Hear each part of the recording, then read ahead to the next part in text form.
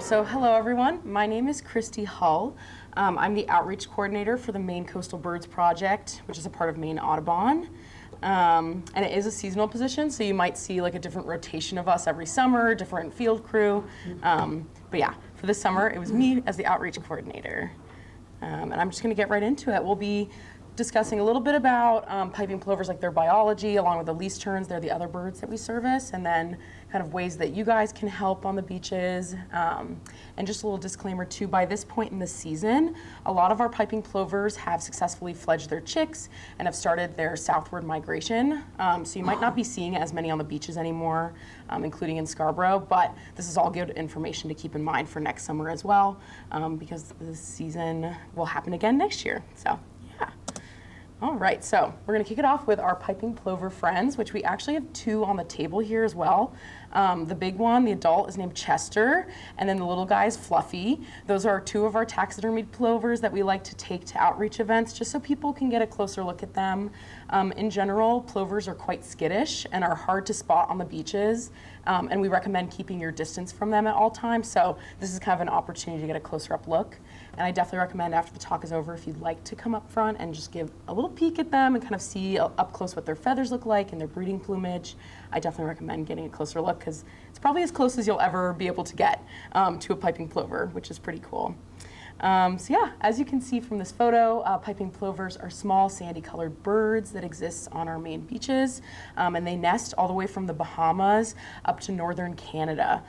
So Maine is a really ideal location for them to nest during the summer since we have plenty of broad sandy beaches, which is what they really like to nest on. And then these are our least tern friends. Least terns are a bit bigger than plovers. They're more like 6-7 inches long. They have much shorter legs. They have that bright black cap, and then sort of a light gray colored wings, as you can see, and then a longer yellow bill. So they look a little bit different than our plover friends, and then these guys are technically seabirds, while plovers are shorebirds. So that's kind of like the main difference between the two.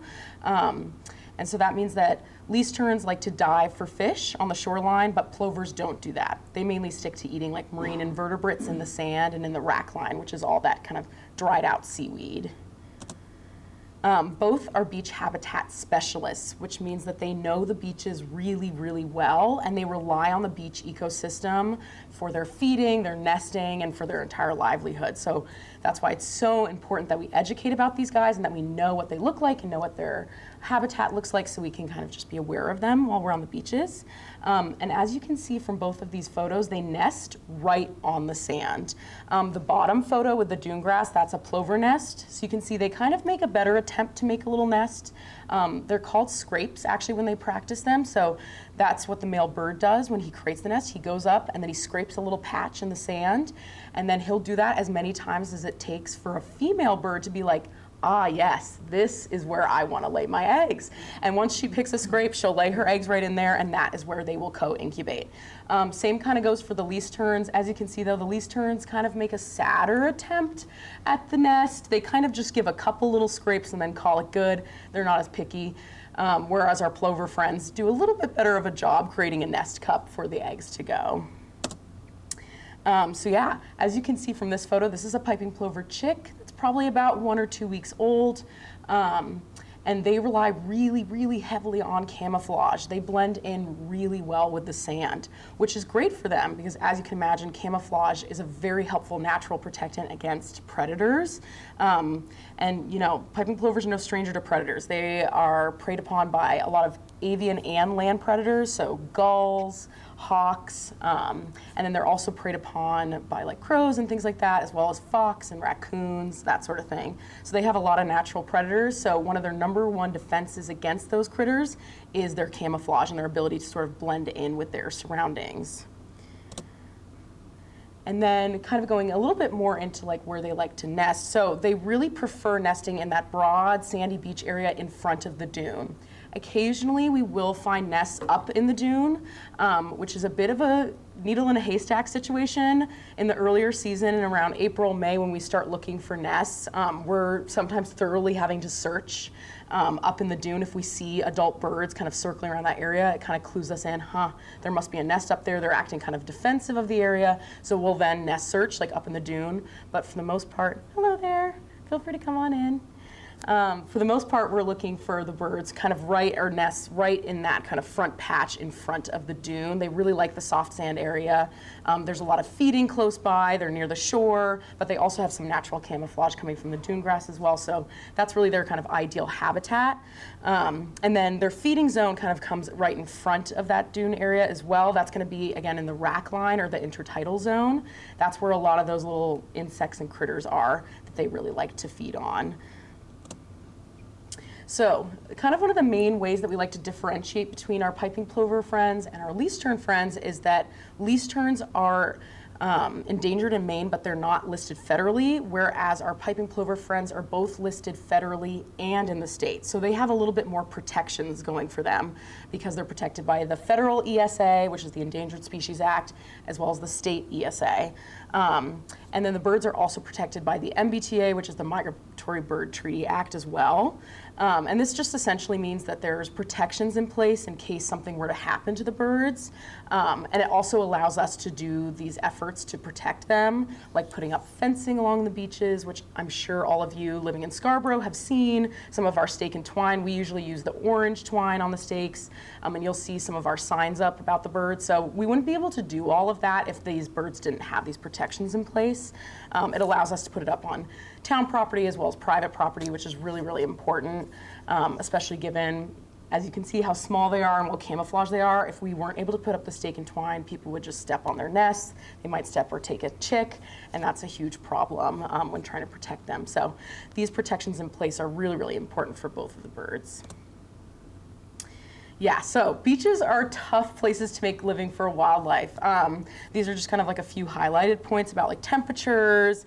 They're very exposed to weather, and then also predation, as I mentioned, and then also just the dynamic on the beaches with waves of people coming in, but then there are also days where there's not that many people. So the birds, while very small, and we often do use the word fragile to describe them, they're also very resilient, and they have to put up with a lot of these different scenarios while on the beach. The earliest that we'll start seeing plovers arrive on the beach is even as early as late March and like early April.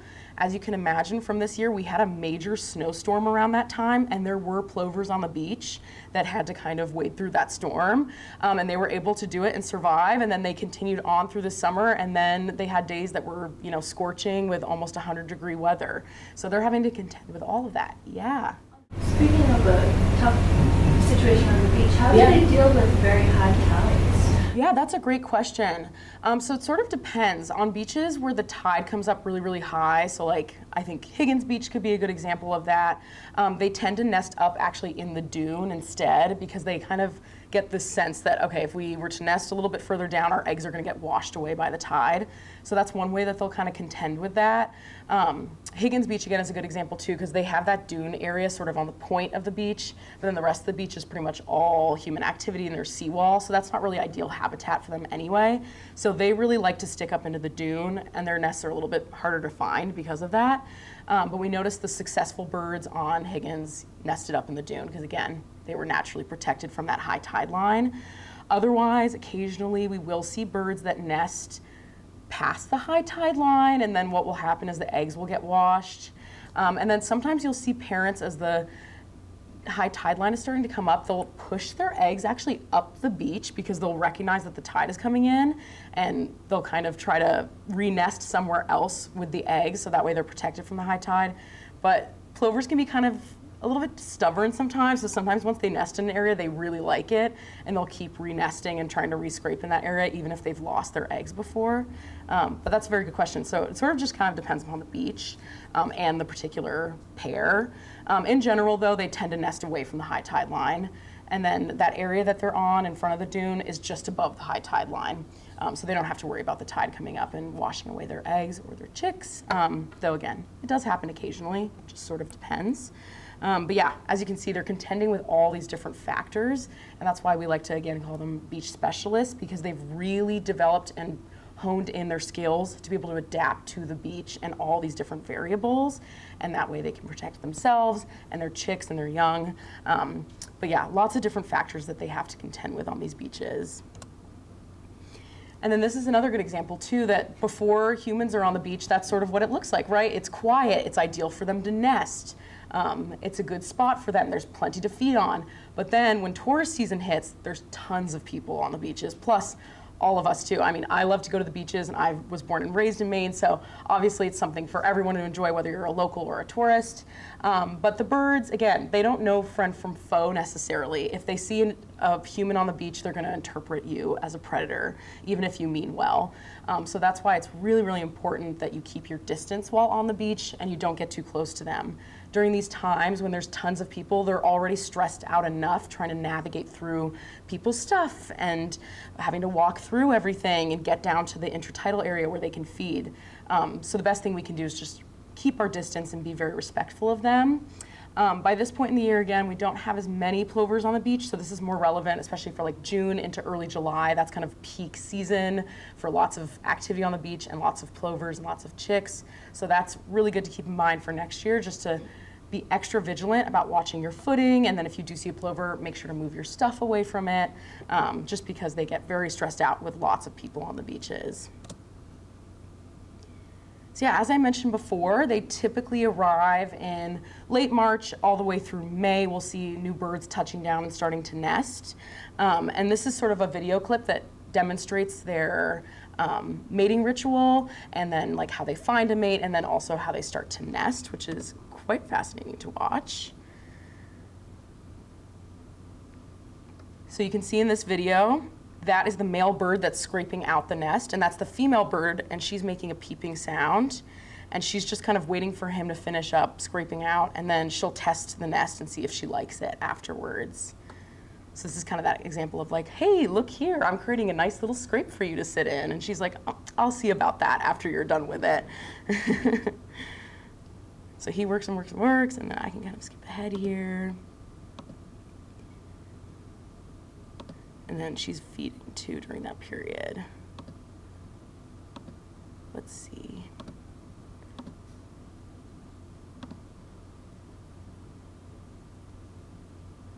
And then this is kind of just a clip of them feeding. They'll kind of like walk around. They like this rack again, which is all that dried out seaweed because lots of insects hang out there.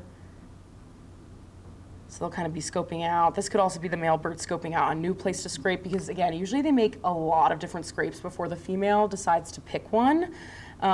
Some are faster, like we'll have a pair where the male only scrapes like 5 times and she picks the 5th one. And then we'll have other birds where the male scrapes like, 20, 30 times, and then the female's like, okay, finally you've done it right, I'm picking this last one. But it just sort of depends. So that's the female now coming in, and she's decided, yep, I like that spot. For how long do the male and female pair up? They pair for the season. They don't mate for life. And then in Maine, it's a little harder to tell with some pairs just because we don't band our birds here. Other projects and other piping plover projects do, so they have a little bit better sense about which birds are coming to which beach season after season. But in general, we know that these birds do not mate for life. So likely both that male and female, they'll come back next year, maybe to the same beach, but they'll mate with a different bird. Does the male help with like sitting on the nest? Yeah, he does. Yeah, that's a great question. So they co-incubate the eggs. So once the female lays the eggs, they start co-incubating. So the female will go down, she'll go to feed, walk around, do her thing. The male will be incubating, and then they kind of have a shift change, and then the female will come back up, the male will hop off, he'll go feed, and they do that throughout the entire 28 days of incubation, which is pretty fascinating to watch and really cool that they co-parent really, really well. And then same goes for once the chicks are hatched, they co-parent, they both teach them how to feed and everything, and they both watch over the birds until it's time for southward migration. It seems like, we've seen on the beach the chicks going back, like tucked in under, we always presume it's the mom, Yeah. maybe it's the dad too. So Yeah. there's even after they've hatched? Yes, exactly. Even after they hatch, you'll see the parents kind of nestling with their chicks and keeping them warm underneath them. And it's funny, sometimes the chicks, even once they start getting closer and closer to fledgling age and get bigger, they still want to go underneath mom or dad. But yeah, that could be either bird. Oftentimes, we don't really know which one is male and which one's female. When we're going out on the beaches and just surveying, we'll just mark that there's 2 adults, and then it's like unknown if it's male or female, because again, they both are co-incubating, and there's not a ton of physical differences between the two. There are some like minute ones, but just to like the naked eye or even with our binoculars, we just sort of assume it could be either one. But that's pretty fascinating, just that they both co-parent really, really well. How many eggs are there? There's usually up to 4 eggs. So that when they co-incubate, like they just kind of stay on one for a little bit and then move to another one? They're all 4 in the same nest cup. So yeah, and usually what we do is once we find 1 egg, we wait till there's the 4th, and then from there on we count the 28 days of incubation, because they don't start incubating till they've laid all 4. Occasionally they won't lay 4, occasionally they'll only lay 2 or 3, but typically they lay 4.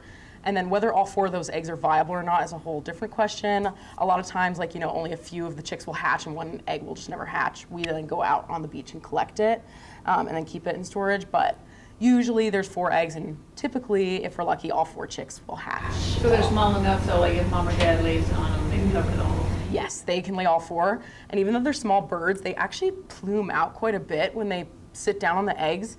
They kind of look like a pancake almost. They kind of like sploot over the eggs and cover them all when they're incubating, and it's quite cute to see. When you locate a nest, how many feet distance do you stake off? It sort of depends upon the beach. Usually at the very beginning of the season, we'll go in on some of our like really big nesting beaches like Wells and Ogunquit. Those are good examples where like along the entirety of the dune and along like on Wells, along the entirety of where a lot of those properties are, we'll find birds that are nesting. So we go ahead and stake all of that off and probably give about like 6 or 7 feet from the dune. Again, it sort of just depends upon the situation. So for Ogunquit, we staked the entirety of Ogunquit just to kind of get ahead of all the nesting birds. Then once the birds start nesting and they go in specific areas, we'll then sometimes take down management depending, but usually we keep most of it up because it also just keeps people off the dunes, which those are restricted areas anyway. So it's kind of like just a helpful indicator to people like, hey, don't go back here. Like the dunes are regrowing, especially after some of our storms. So it's helpful for both not stepping on nests and for people not stepping on dunes. On Long Island, they do about 15 feet. Yeah, for sure. So yeah, it just sort of depends upon the beach. With other beaches, we'll do quite a bit more distance. And then once nests are actually laid, a lot of times they'll nest right outside the stake and twine. So then we'll bring it down and bump it out. And it could end up being like 15, 20 feet from where the dune is. Sometimes it's even lower. And what we'll do is put a bubble around it, which is just like a circle of stake and twine. So it just sort of depends upon the nest and where it's located on the beach. But yeah, we initially start with that kind of shorter distance that covers that bit of soft sand in front of the dune, then we extend it out once the nests start coming in. Yeah, probably closer to like 15 feet. And then we also use this thing called an exclosure, which is a metal fence that goes around a specific nest. It's called an exclosure because it keeps predators out rather than keeping the plover in. So that way the plover can freely come and go as they want. And then blueberry netting is put over the top to protect from avian predators, again, like hawks, gulls, that sort of thing, crows.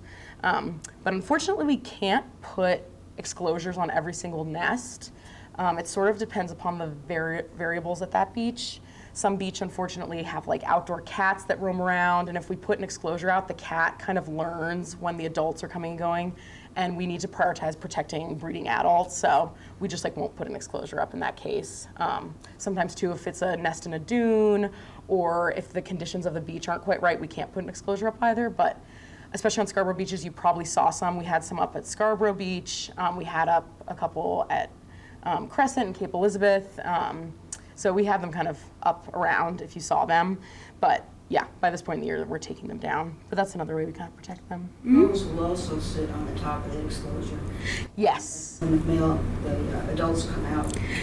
Yeah, so that's another thing we have to contend with, and that's where we, like Oob is a good example of that, Old Orchard Beach. We had a lot of crow predation this year, and unfortunately it wasn't our most successful beach. They still did okay, but definitely compared to like Wells Ogunquit, it was a lower number of chicks and just pairs in general this year. And it was because of crows, and we did put a couple of exclosures up, and those ones did really well. But yeah, we did have to contend with crows and that sort of thing, and they're opportunists, so they'll wait and kind of pounce when they can. Yeah, they are really smart. But in those cases, we do kind of recognize that that's the natural cycle of life. Those birds need to eat as well. But again, we do try to do what we can to protect the plovers from predators like that. So this is kind of what I was talking about earlier with the co-incubating. So that's a bird incubating. You can kind of see how they flattened out a little bit over the eggs, and then they'll pop up, and then the other bird will come back, and they'll do that kind of shift change, which is really cool. Yeah, and then you can see the other adult bird coming in. That bird started feeding, and that adult is going to come in and then sit down. Yeah, it's really cool to watch. They kind of puff out their wings and everything to cover all the eggs, and they kind of do all these little adjustments that you see him doing right now, or her doing. It's quite fun to watch. Some of my favorite time surveying the beaches has just been having my binoculars like glued to my eyes and just watching this happen, because it's so fun to watch. And then you can see the other bird is now going out to incubate. And this particular pair decided to nest sort of in the dune grass. You can see how hard the nest is to spot, and that's a really close-up video. You can like barely see the eggs. So as you can probably imagine, for us walking, we have to be so careful when we're nest searching, just to not step on anything. And we're usually fanned out, and there's like a few crew members that are walking along to check and make sure that we're catching every single nest. But sometimes we don't always catch a nest, and then 28 days later we'll see chicks, and we're like, where did those chicks come from? Probably from a nest in the dune that we didn't see.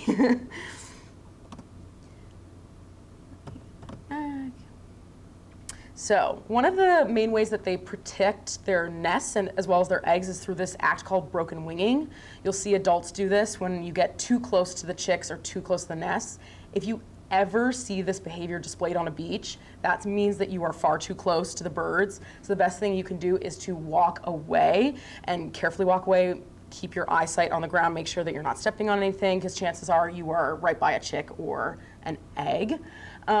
So this broken winging tactic is a way to distract predators, including humans, away from the eggs and the young, and then you follow the bird, the adult bird, because it pretends to be injured, and you think, oh, injured bird, and you want to go follow it. Same with predators. They see the injured bird and they're like, oh, I'm going to attack that because it's an easier prey, and that's their kind of defense tactic to protect their young.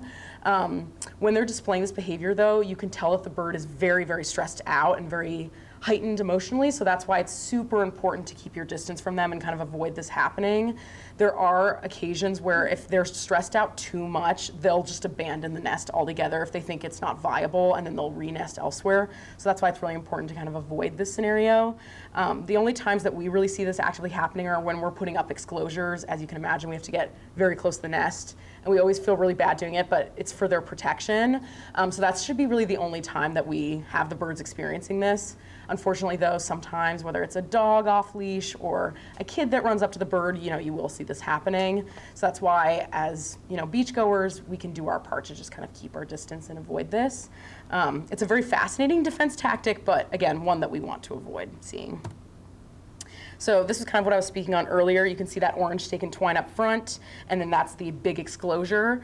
You can't really see in the photo, but right in the center of that circle is where the egg is. We try to keep it in the exact center, and we time ourselves while we're putting up these exclosures. The field crew tries to keep it 15 minutes or under, because you just want to minimize the amount of disturbance to the bird as possible, because as you can imagine, for them, they just see all these tall people coming through with lots of metal, and they're like, what is happening? And they're like, nest is being surrounded by this metal thing, so they're definitely very stressed out. So again, we try to keep our time limit to a minimum when putting these up.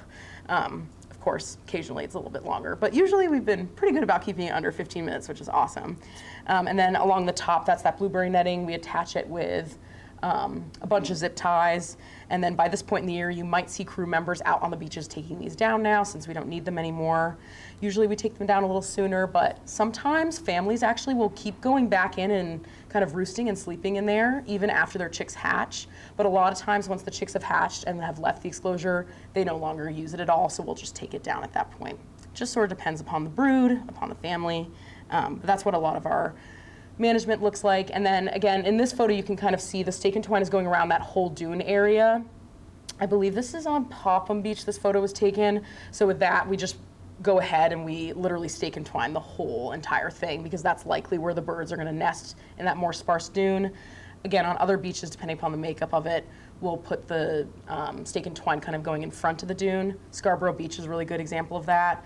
I think we've just recently started taking more of it down, but some of it is still up for migrating shorebirds too. So we kind of put that stake and twine again all in front of the dune.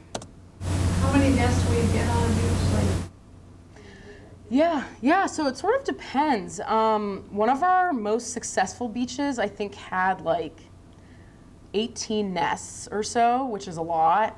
And then like that was Wells Beach, they had 37 fledglings. So that's 37 chicks that made it to flight age, which is awesome. So likely, or hopefully they'll come back next year and they'll have chicks of their own potentially, or maybe even the year after that. So that was one of our most successful beaches. And then I know Scarborough Beach, I think, had around 8 different pairs. And then there's like nest attempts too. Sometimes they'll do one nest, it doesn't work out, they'll re-nest again. So the numbers sort of depend and vary beach to beach, but Scarborough was very successful and had multiple fledglings as well, which is awesome. And that was also in large part due to beachgoers being so mindful of the birds. And then the beach manager there, Greg, does a fantastic job educating people as well. So we're really lucky about that. And then we even will educate like the surf camp and instructors and that sort of thing, so they all know to watch out for the birds on the beach while they're taking out the surfboards. Yeah. Will the nests ever be left without an incubating bird sitting on them? Yeah, so occasionally that will happen, not super often, but if it does, that means that the nest was abandoned probably because of a predator, whether that was a human predator, a dog, another type like a bird or a fox or something. That usually means that the adults got so stressed out that they decided that it wasn't worth protecting the nest and they had to abandon it and move elsewhere and re-nest, hopefully re-nest. So yeah, we've had to go out multiple times, the field crews had to go out multiple times to collect entire nests of eggs, where at first we'll give it a few days, we'll see like, okay, we don't see any adult birds near it, but maybe they'll come back. And then usually by the second or third check, if we see no parents with the nest, we go ahead and collect it because it's likely that it was abandoned. So that does happen occasionally. In general though, if you see a nest, you'll see a parent nearby. Even if they're not sitting on the eggs at that moment, they're likely about to get back on or whatever it is, but usually there's a parent hanging out with the nest. they tend to return to the same beach where they were hatched. Yeah, our understanding is that they do. Again, it sort of depends, and because we don't band our birds, we don't know for certain. But I know on Higgins Beach, our volunteer coordinator there, she has seen the same area, like the exact same area in the dune be nested several years in a row, and she's pretty convinced it's the same pair just because they go in the same exact area every single year and they're successful every single year. So it kind of stands to reason that they probably have figured out like that's a good beach for us to nest, we'll come back. And then we do have one bird on Wells Ogunquit. His number is 464. He was banded, I think, in Georgia. And he has now started coming back to Maine beaches, I think for the past like 6 years. So we know that he comes back to the same beach year after year, which is cool. But he's one of the few examples just because he was banded elsewhere and then so happened to come up this way. But he's kind of a funny bird because he's only successfully fledged 5 chicks in the past 6 years. So he doesn't do particularly well, but he still comes back year after year. So that's pretty exciting for us because we get a better understanding of like, okay, 464 really likes this beach. That's awesome. But yeah, in general, we're kind of just guessing that a lot of the birds come back. And then this year, because of our major storms, we had a lot of dune loss, a lot of erosion, that sort of thing. So the makeup of a lot of our beaches has changed quite substantially in the past couple of years. So because of that, we're seeing birds go to different beaches, like Western Beach in Scarborough this year had really successful numbers and had a ton of plovers and like so many chicks on the beach. And that's because we suspect that a lot of the birds on Oob and Pine Point, because they were getting predated, they decided to jump ship over to Ferry Western. So that will happen too. So maybe some of those birds that normally went to Old Orchard decided this is not a good year for us, so we're gonna go over to Western where our other plover friends are that are doing well. So we'll see that too. So likely a lot of those birds that were again coming back to Oob decided to go to Western this year. So yeah, another kind of fascinating thing about plovers is that their chicks are precocial, which means as soon as they hatch, they get up and start walking and feeding themselves. They don't rely on their parents to come and feed them, which is really cool and exciting to watch, but also means they're very vulnerable. So that is a recently hatched chick going to feed itself with its parent. You'll see there's usually a parent that's kind of scouting out with their chicks, but chicks are hard to watch. So sometimes the parent is with like 3 chicks and we're trying to find the 4th, and number 4 is like all the way over like 10, 20 feet away, because there's usually that one chick that's rogue and likes to do its own thing. And mom and dad are having a hard enough time as it is, so they're just kind of like, oh, where are all my chicks? So it's kind of funny to watch. But usually they have a pretty good handle on where they are. But yeah, you can see they're quite tiny and cute and fluffy. But that also means that because they're kind of exposed like that on the beaches, they're much more likely to get preyed upon by, again, avian and ground predators, and then also humans. We have had some incidences in the past where chicks freeze because they get really scared, and then people think, oh, they're injured, and they pick it up and separate it from its family. And even though they're well-meaning, it means that likely that chick will die because it's been separated. So that's why it's really important, if you were to see something like that on the beach, to give us a call first, which our number will be at the end of this, as well as our email, or to let your like local lifeguard know, or beach manager, or whoever's on the beach that has any sort of authority, state park ranger, and then they'll let us know, and then we can kind of take it from there. Because again, usually if you see a frozen chick on the beach, it's totally fine, it's uninjured, it's just doing that as a defense response. And chicks move a lot too, so they can cover 1+ miles a day.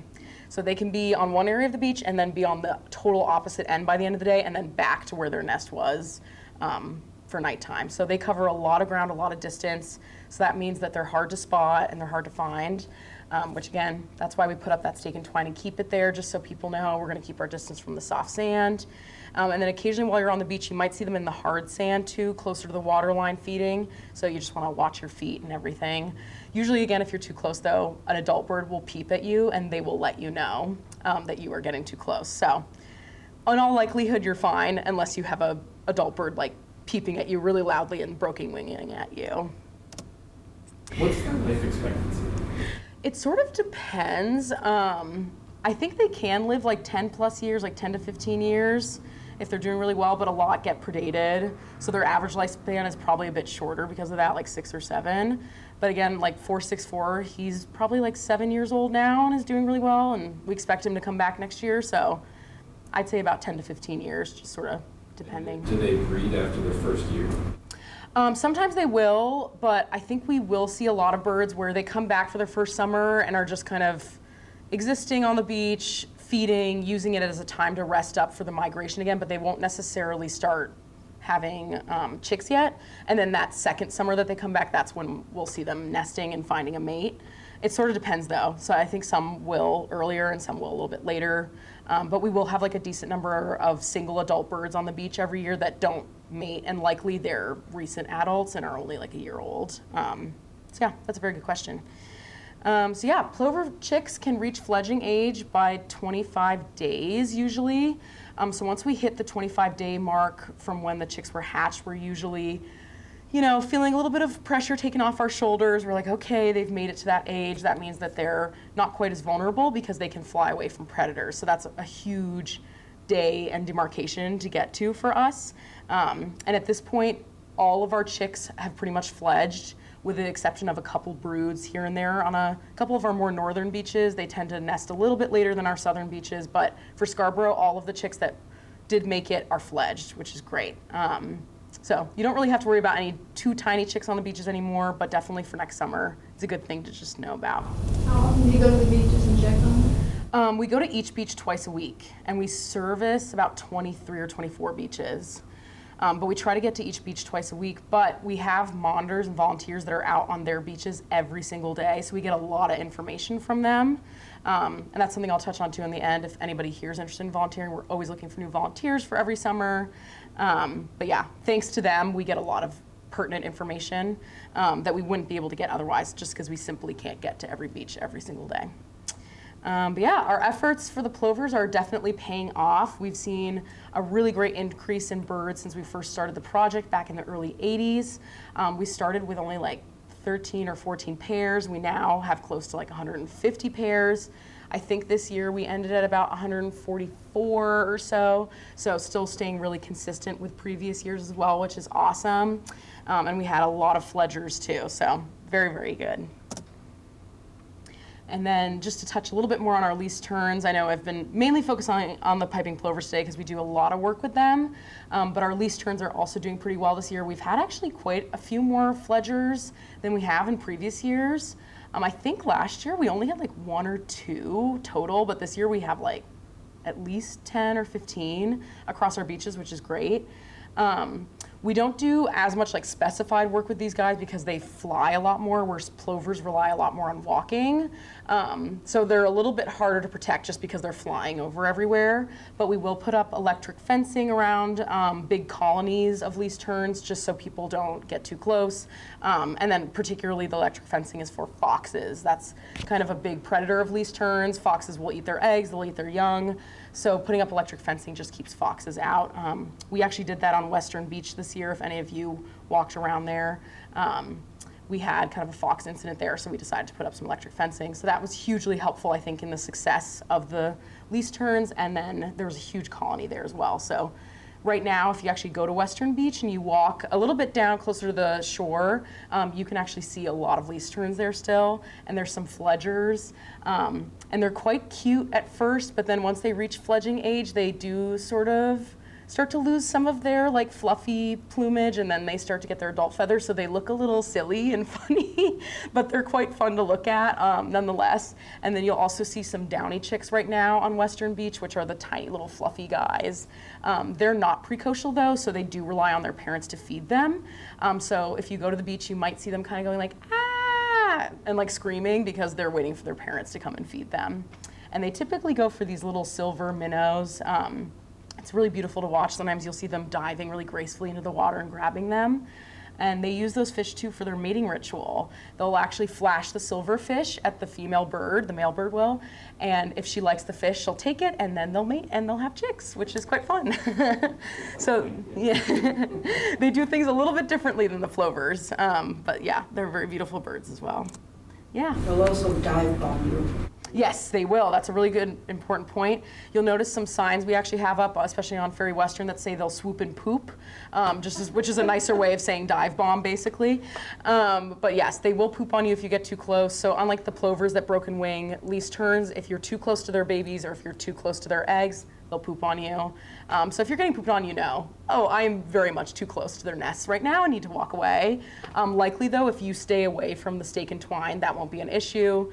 It is for the field crew, and then when I join the field crew to survey, just because we're going inside the stake and twine and we're kind of bothering them in order to count their eggs or chicks, so they get a little bit angry and they will poop on us. But if you're staying away from the stake and twine, you should be fine generally.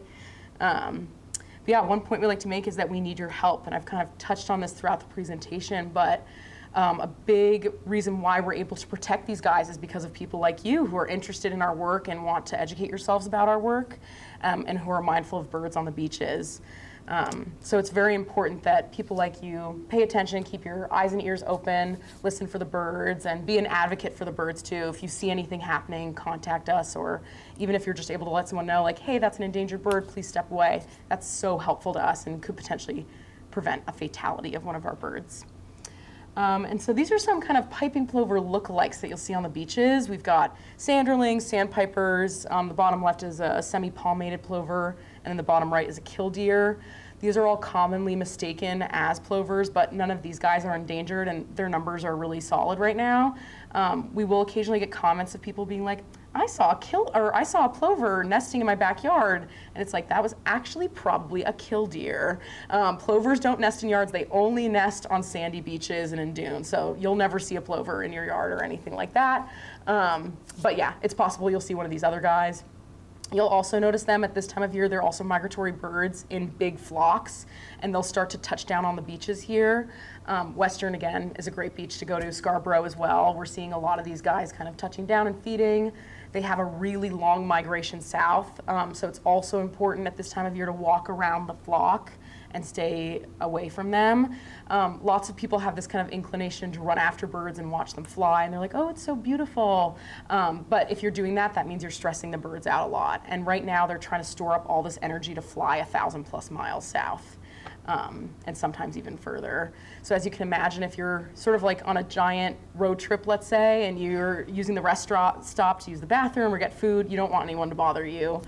So you don't want to bother the birds either, because for them, this is their rest stop on their journey south.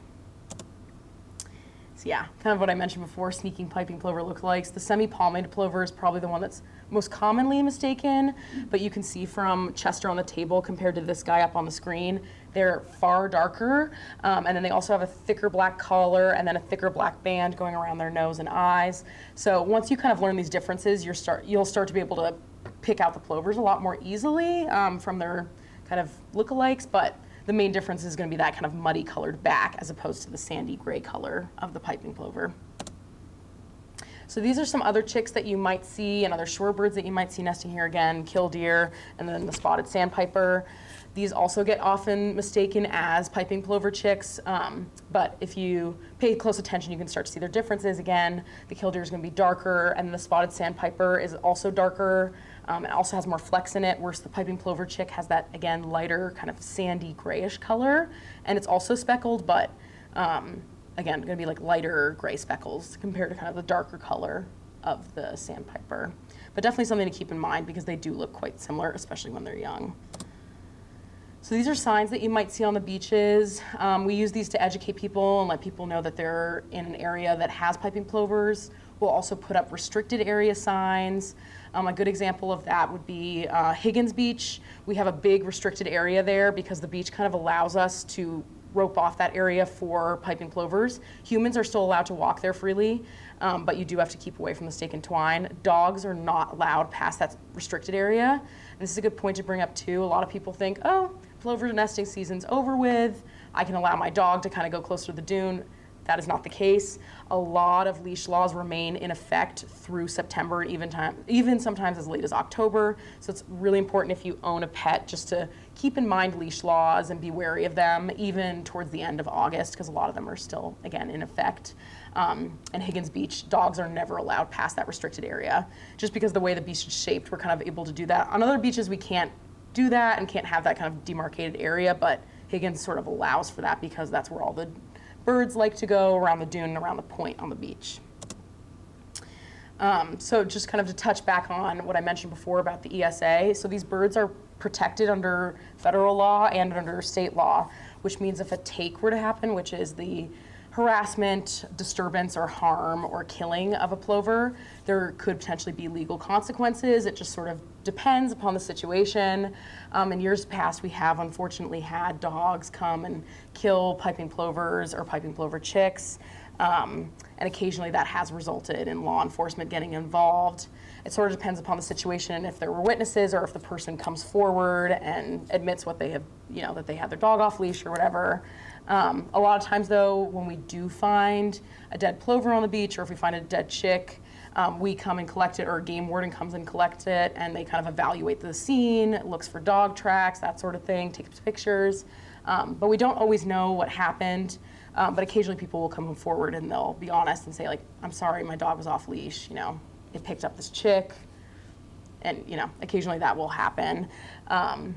But it's important to know that this is a crime scene. So if you were to see a dead plover, it's actually very important to call the police, and then they'll contact us, or you can contact us first, because they do need to essentially rope off, or we need to rope off the area, or protect the area from humans coming up and interfering with it. Which sounds a little odd, I know, because they're such tiny birds, but again, it is a crime scene because it's technically protected under federal law and state law. So it's just really important that if you were to see a situation like this happen, that you contact us and then we'll take care of it.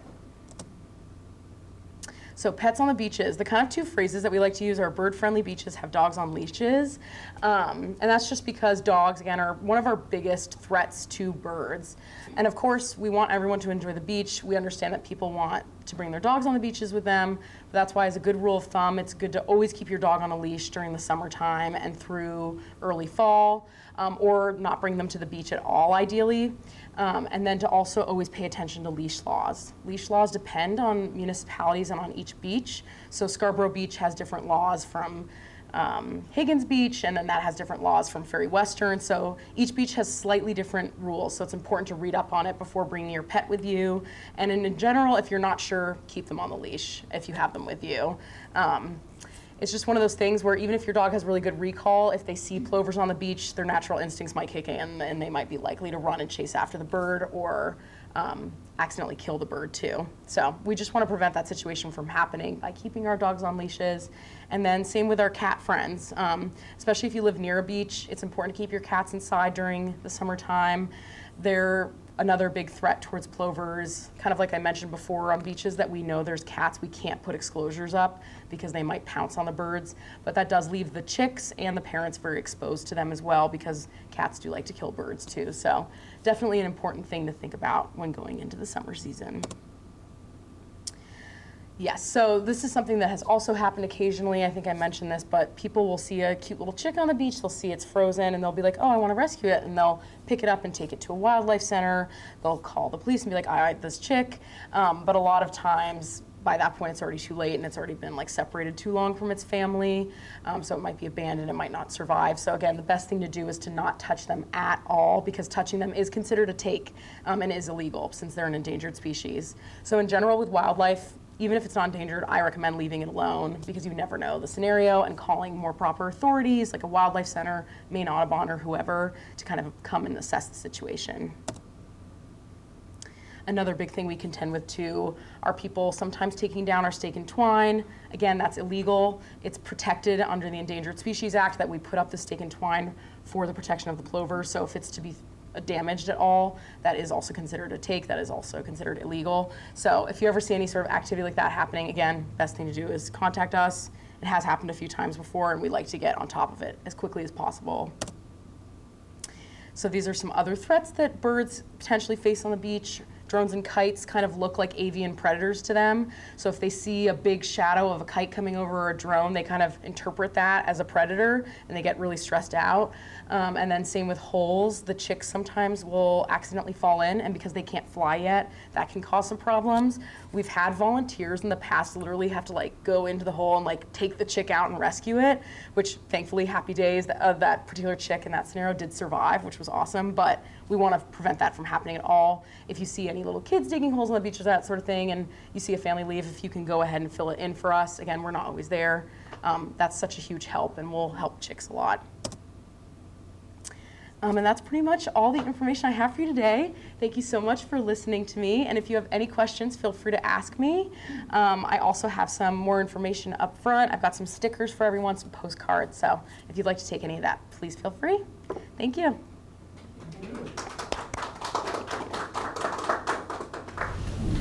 How old are they when they get the band?